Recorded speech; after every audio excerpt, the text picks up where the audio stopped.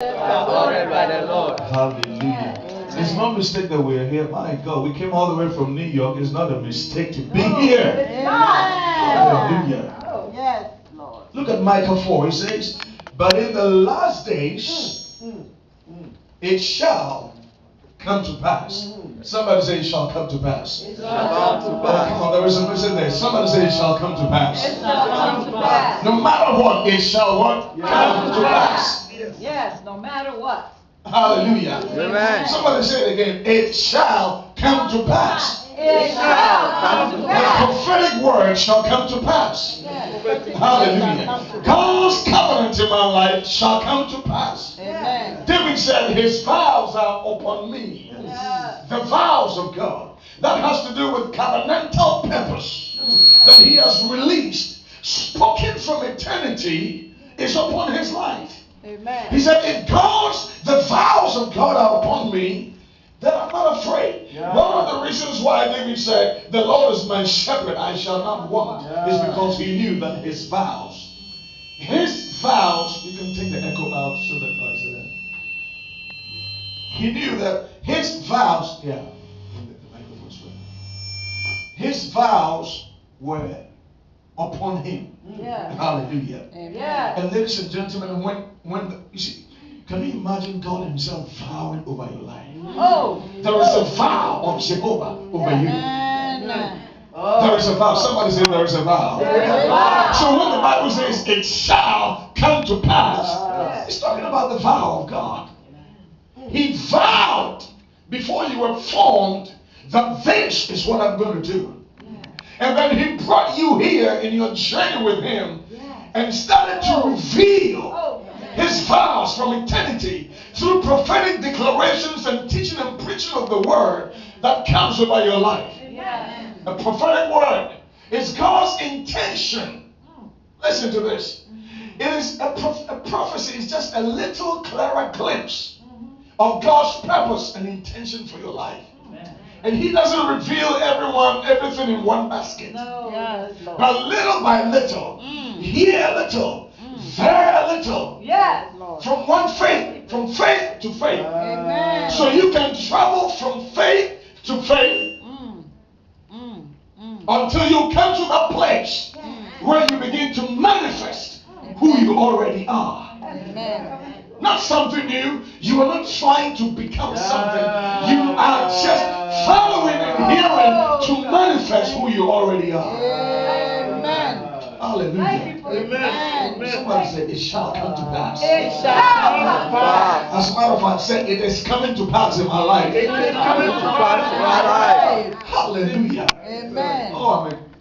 He says, it shall come to pass that the mountain of the house of the Lord shall be established in the top of the mountains. Yes. He says, the mountain of the house of the Lord. What does it mean? Oh. The Lord's house is referred to as a mountain. Do you realize that this is Mount Zion? In the book of Hebrews 12, he says, we have not come unto Mount Sinai, but we have come unto Mount Zion. That is the city of the living God. In other words, when we gather like this, we have come to Mount Zion. This is the mountain of the Lord's house. The church is referred to as the mountain of the house of the Lord. Amen. Somebody say, I'm on the mountain of the Lord's house. Do you know, even in the book of Hebrews, you know, God was speaking spiritually through the prophet, through the apostle Paul. I believe he wrote Hebrews. Those of you who are Bible students, you understand what I'm saying. I believe he wrote Hebrews. Listen, he says, when we gather to pray, our meeting ceases to become ordinary. Yes, Lord.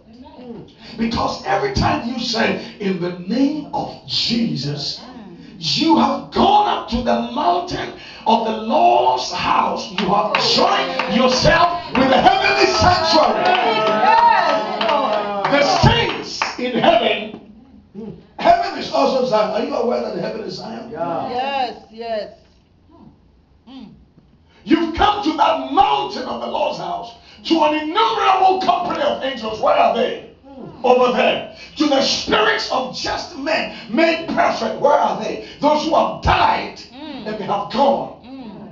That's why he spoke about the cloud of witnesses. He was talking about this cloud of witnesses. He was talking about the things that are in heaven. He was talking about God, the judge of all, sitting on his throne. He was talking about before him the blood of the sprinkle that is not here on earth but is in heaven. But he says that in the church, when we gather and we begin to praise and worship like our sister and our first lady were leading us into the presence of God, this praise and worship session that we had, we didn't do it on earth. We were standing here physically, but we were in the heavenly sanctuary. Amen. Amen. Are you listening to me? Hallelujah. So he says now the mountain of the Lord's house that is referring to you. Then he says shall be established. Yes, Lord.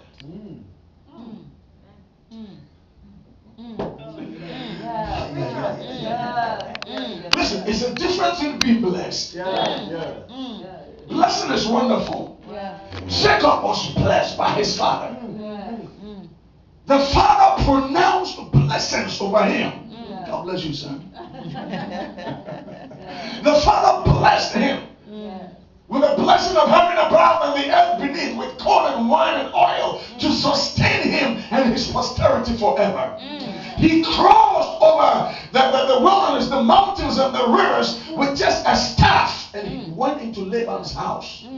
He didn't have nothing. Where's our brother? $2. He didn't have $2, man. Hallelujah. Oh, find a chair. Don't lean on the wall like that. You are too anointed just to be leaning. Just sit over there because Jacob had nothing. When they sent him away, he probably had just some water and some food with him. And he went. That was it. But what he had was more powerful than having stuff at the bank piled up. Yes. He had the blessing. Amen.